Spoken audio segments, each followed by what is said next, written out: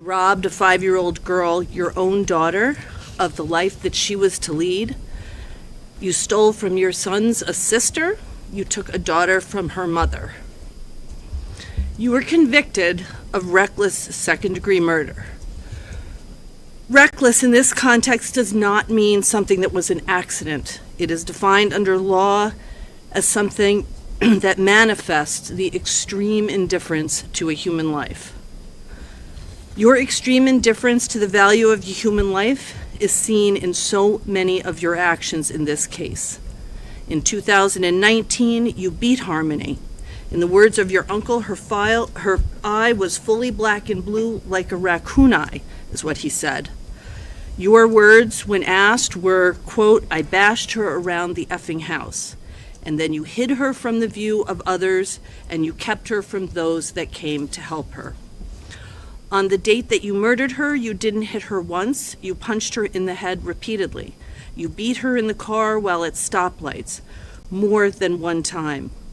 You knew that she was severely injured, yet you covered her with a blanket and didn't check on her until after you took her lifeless body from the car. And then, after her death, you treated her body like it was trash, worse than trash.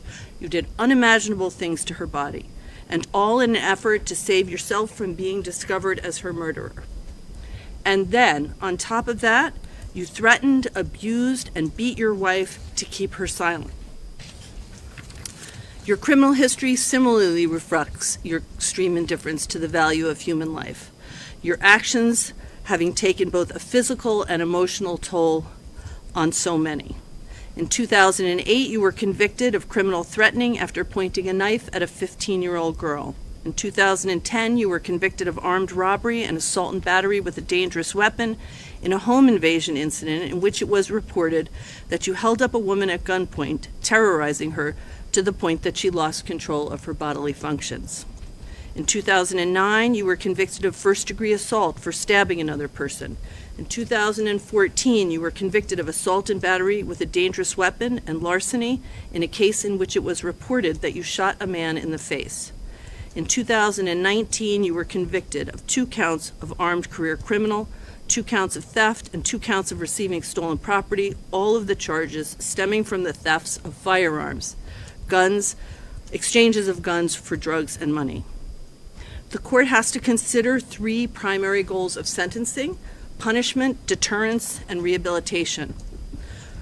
The focus today is on your convictions in this case: second-degree murder, falsifying physical evidence, witness tampering, abuse of a corpse, and second-degree assault. But the prior convictions are important, and they're important as well as each of them reflects not just your extensive criminal conduct, but each of them represents an opportunity after sentencing for you to have changed the trajectory of your life, to change how you were treating other people. But you were either unwilling or unable to do so. And as a result, at this point, the court has the responsibility to impose a sentence that not only punishes you harshly for the crimes that you have committed, but considers deterrence, that is, how to keep you from hurting others. In light of the egregious nature of the crimes of which you have been convicted in this case, and taking into consideration your extremely violent criminal history, the court finds the only way to do this is to keep you off the streets. To the extent you seek to rehabilitate yourself, that will have to happen behind the prison walls.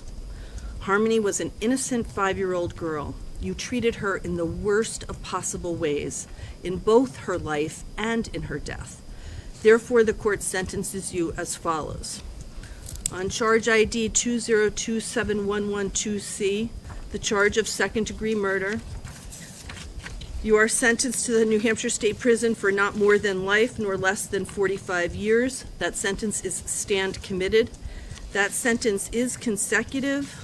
All of these sentences, I should say now, are consecutive to each other, as well as consecutive to docket 216-2022 CR 577, which are the sentences that you're currently serving.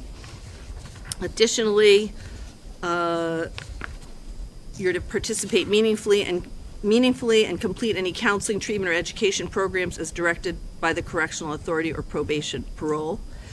Law enforcement agencies may return evidence to its rightful owner. You are ordered to be of good conduct and comply with all the terms of this sentence.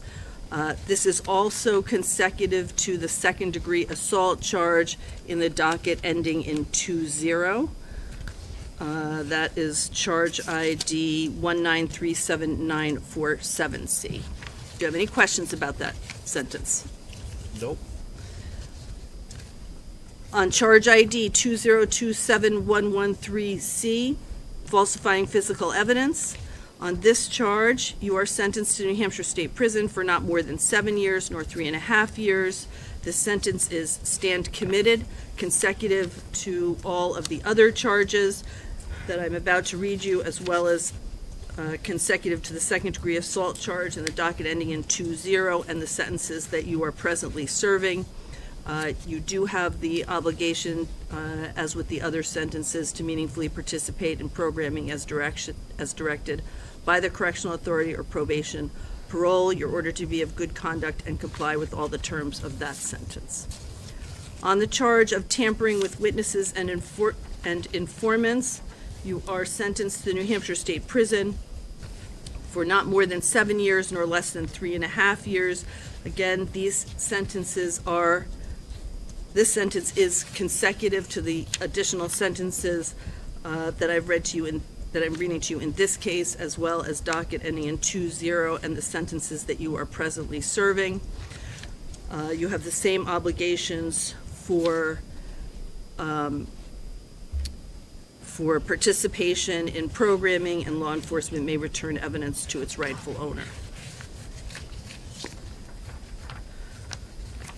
On the abuse of corpse charge, on this charge, you are sentenced to the maximum penalty of 12 months at the House of Correction. All of this sentence is suspended for 25 years. If it were to be imposed, it would be consecutive to the sentences that I read to you.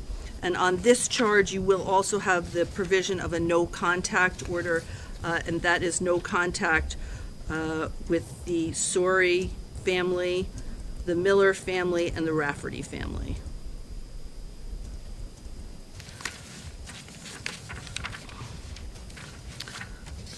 That sentence is also consecutive were it to be imposed to all of the other sentences in this case and the sentence you're currently serving. On the second-degree assault charge ID 1937947C, you are sentenced to New Hampshire State Prison for not more than 8 years nor less than 4 years. This sentence is consecutive to the sentences in docket 216-2022 CR 2372. This is charge ID 1937947C. On this charge, you have the additional requirement, as you have in the other cases, to meaningfully participate in programming. Law enforcement agencies may return evidence to its rightful owner, and you're obligated to be of good behavior and comply with all the terms of the sentence. Do you have any question about those sentences? No, I do not. All right, before you go, counsel approach, please.